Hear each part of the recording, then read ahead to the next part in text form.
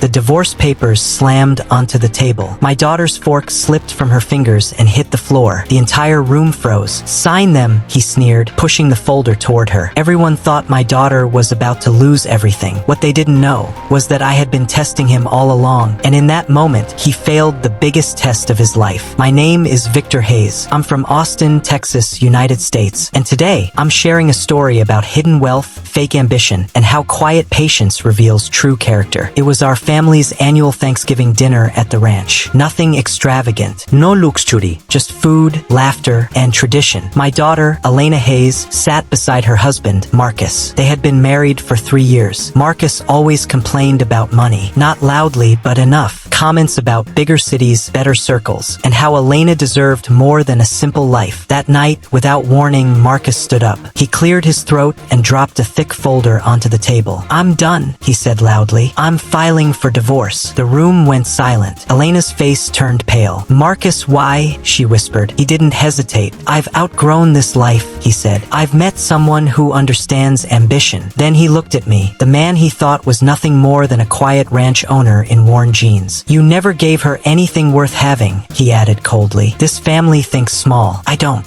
Phones appeared. Someone shifted uncomfortably. Elena looked at me, tears in her eyes. I placed my hand over hers and spoke calmly. "All right," I said, "if that's your choice." Marcus smirked. He grabbed his coat and walked out like a man who believed he had one. The following weeks were cruel. Online whispers spread fast. Poor girl left behind. Divorced for a richer woman. Marcus moved into a high-rise apartment with his new girlfriend. Leased a luxury car. Posted photos about his new chapter and breaking free from limits. Elena cried quietly at night. Not because of money, but because she believed in love. I never corrected the rumors. I never defended myself. What no one knew, not even Marcus, was the truth I had protected for decades. A month later, Marcus demanded asset division through his lawyer. Half the house, half the savings, half the family business. Elena's lawyer replied with one document. Marcus opened it in his office. Once, twice, then a third time. His hands began to shake. Every company, every trust, every investment. One name stood alone. Elena Hayes, sole owner and beneficiary. The wealth wasn't modest. It was massive. A hidden empire I had built quietly and legally placed in my daughter's name years ago as protection. Marcus drove to the ranch immediately. He pounded on the door. "This is a mistake," he shouted. "We can fix this." I opened the door slowly. "No mistake," I said evenly. "You chose ambition over character. She keeps what was always hers." His new girlfriend left that same week. The leased car was repossessed. Creditors called. The man who chased luxury was suddenly homeless in pride. Marcus chased appearances. I built stability. He wanted fast success. I wanted values. And when he publicly humiliated my daughter, he unknowingly divorced himself from a fortune he never deserved. The empire grew stronger. He disappeared quietly. Months later, Elena sat beside me on the porch as the sun set. "I thought love was enough," she said softly. "I didn't know it had to be tested." I nodded. "Real love doesn't demand proof," I replied, "but fake love always exposes itself." She smiled, not bitter, just wiser. Never judge wealth by appearances. True power is quiet, patient, and protective. And greed, disguised as ambition, always reveals itself in the end. If this story made you pause and think, hit like to support stories where character matters. Subscribe to Moralist, where quiet power always wins. And tell me in the comments, would you have tested him or warned him? Your voice matters, your story matters, and the next one is even more shocking.